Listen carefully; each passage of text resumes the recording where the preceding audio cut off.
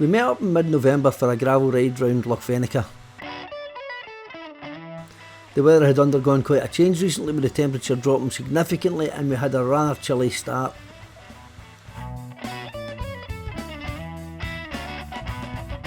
It was nice to see the first dust and the snow on the hilltops, and I think we've got some more to come in the not too distant future. As we passed the river, we were having to burst through a thankfully thin layer of ice in some of the puddles. I couldn't honestly say that I wasn't pleased that Gary was testing its thickness in front of me.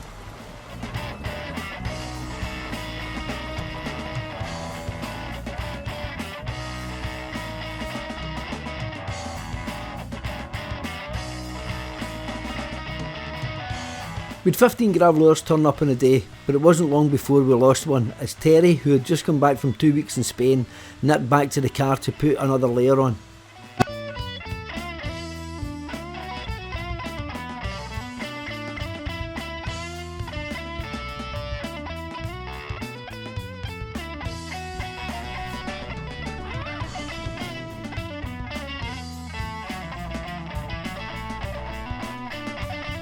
The lads set off at quite a pace, and had to ask them if a few of them had watched the invite video and somehow thought that it was a race they were turning up to. This managed to slow them down, but only a little.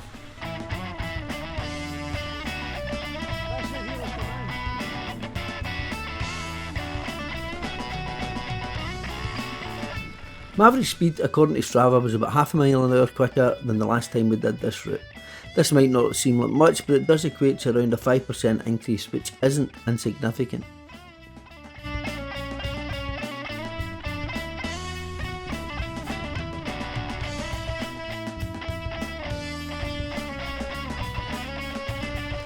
If you're enjoying this video, why not give it a like and subscribe to the channel. To try any of these routes, you could have a look at my Strava or Commute, where my accounts are Douglas Gilligan RACC and Specialised Doug respectively.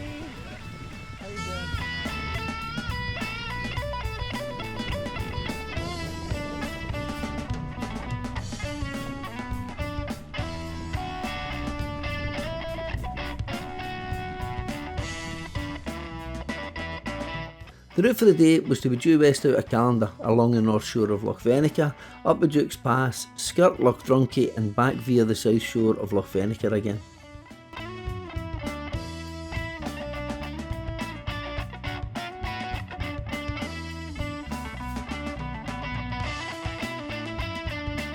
This drone footage is following the gravel track along the north shore of the loch. It's very much a roller coaster type path which stands up fairly well to the rain. It's mostly single track gravel which fundamentally climbs for about 3.5 miles. This is definitely the most difficult part of the whole route, and the views and the blue skies help to progress us along towards lunch at Loch Venachar.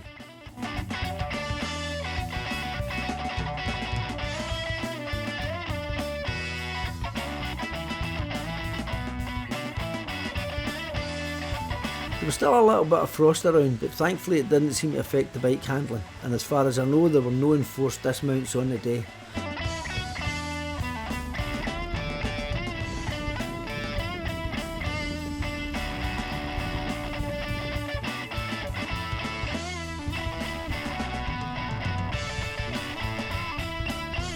I said to Chris on this pre-difficult climb that there may be a few guys thinking that this is the hard one, but it's just really the warm-up or support act which comes almost immediately before the main event.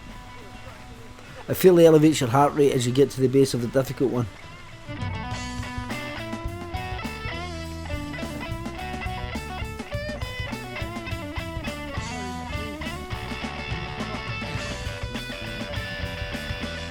This was undoubtedly the toughest climb of the day. There's a few very steep ramps on it, and the fact that the surface is fairly loose makes maintaining traction a real issue. I definitely wasn't feeling 100%, similar to the last time I was here, and I had to take a wee break halfway up as my heart rate was through the roof. I did manage to cycle it all, which was pleasing, even though I had to have a wee break to catch my breath. I don't think that the cool air was helping much either.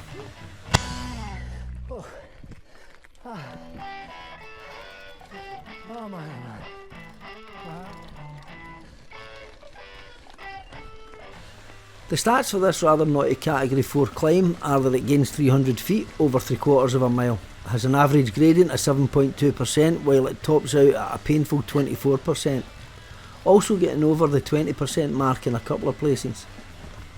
It really is one that you're pleased to put behind you when you've finished blowing out of your arse.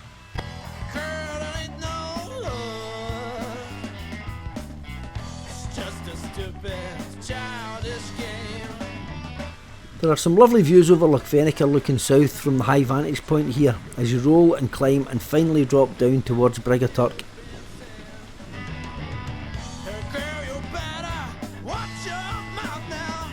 I was definitely feeling a bit rough, especially on the climbs, and this has been confirmed as I'm drinking Lemsips rather than my usual coffees as I'm editing the footage here.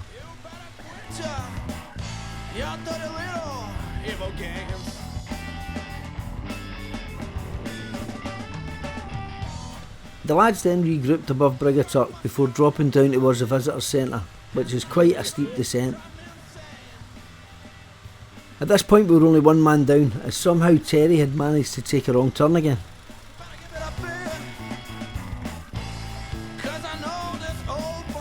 At the end of the ride I had a word with Willie, who advised that this had been his first gravel ride. This must have been quite a baptism of fire for him, especially that North Shore section, and this descent which he did admit that he was shitting himself on.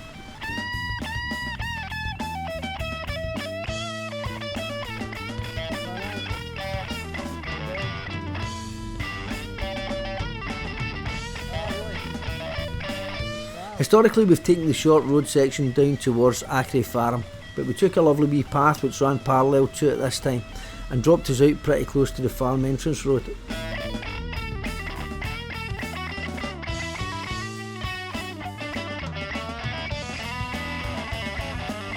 As I said, by this point Terry had managed to get himself lost again. I got him on the phone and we agreed to meet up at our scheduled lunch spot at Loch Venachar.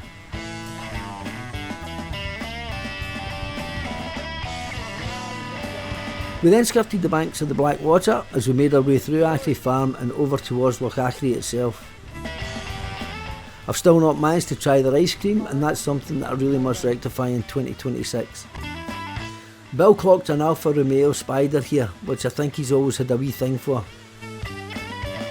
This is Loch Achray, which sits at the bottom of the Duke's Pass climb on the Loch Catron side.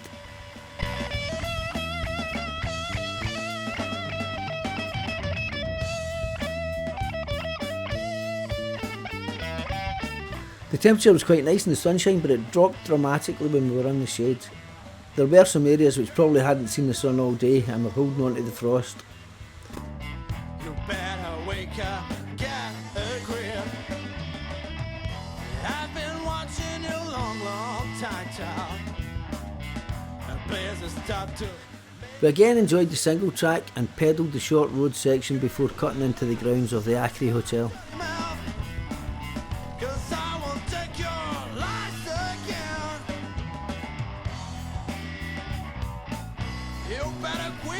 Whilst this is a relatively short ride, its difficulty shouldn't be underestimated. It throws a fair few challenging climbs at you, but also rewards you with some stunning views as payoff for your efforts.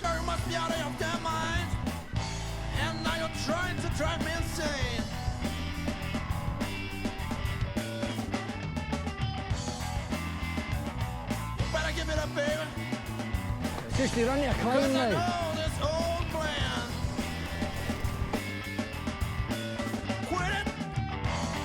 The terrain here undulates through a forest before crossing the Achray water at this little bridge. I haven't seen as much water as this flowing for a long time, although we have had a significantly wet period recently.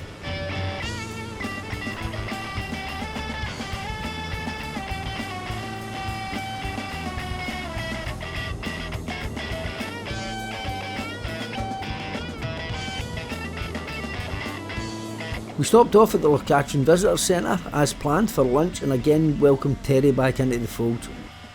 After grabbing a sandwich and a coffee, I put the drone up and captured some footage of the Lady of the Loch arriving back at the centre.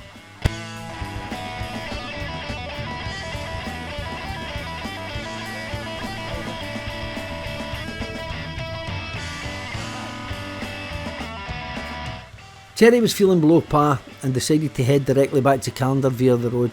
Fed and watered, we retraced our most recent steps, and after crossing back over the wee bridge, we started our climb up the Duke's Pass, but the gravel version.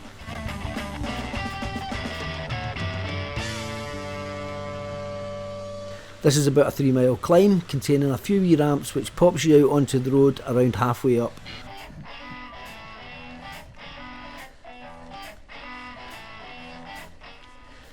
Just as my calfy legs were grumbling away in this climb, Bill gave me a wee fright here as he dodged a puddle in front of me.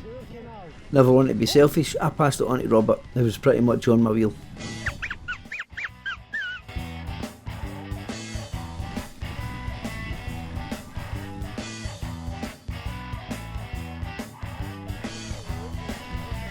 Unfortunately, you then have to cycle on the road for about 1.75 miles before cutting off onto the Three Lochs Forest Drive road. Thankfully the road was pretty quiet and we were only passed by about 3 cars. As we cut off the road we were at the highest point of the day and there were a few wee icy puddles to be avoided again. This is a beautiful wee loching, Loch Venachar. I admit I did have to take some Google guidance on the Gaelic pronunciation here and I've probably failed miserably. This is Robert, a resident doctor, trying to get off the beaten track here as he almost ran out of road.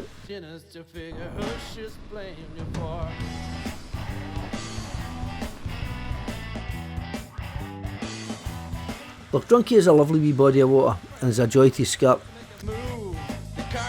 This was one of the first lochs Terry and I cycled round when we first ventured up here on our new gravel bikes 5 years ago.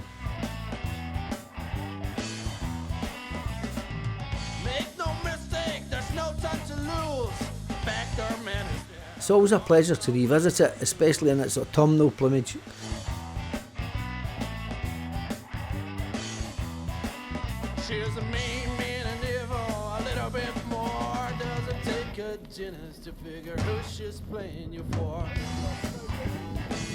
Leaving Loch Drunkie behind us, we dropped down towards the trail which leads along the south shore of Loch Venachar. This is a fast downhill section and we again lost a few of the lads who totally overshot the tight right hand turning. Matt went off to try and retrieve them and I also unsuccessfully tried to phone a few of them.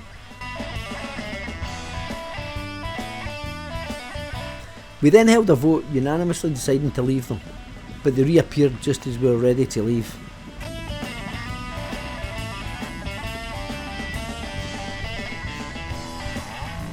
Numbers re-established with the return of the testosterone fueled element of the group, we set off along the shore.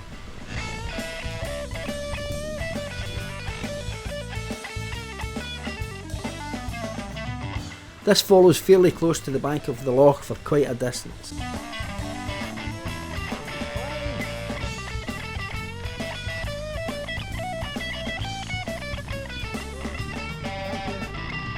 It's a beautiful wee section and for my money possibly the most enjoyable 3 miles of the day.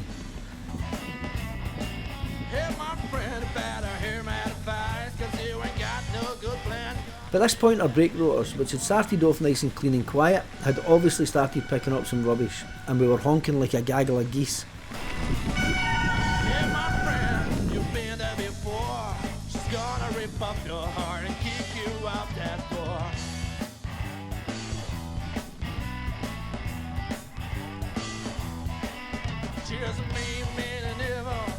The last couple of miles back to Callander are via a nice, fairly flat single track road. I'd like to thank everyone for turning up on the day and for helping to make it another very enjoyable wee gravel adventure.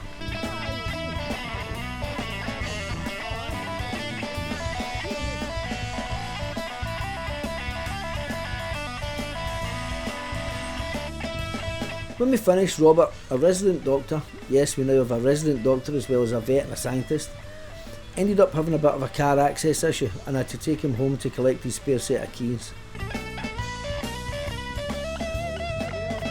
Craig, Robert and I stopped in for a wee pint to finish off the day. In the ride by the numbers, we covered 28 miles with 2,700 feet of climbing.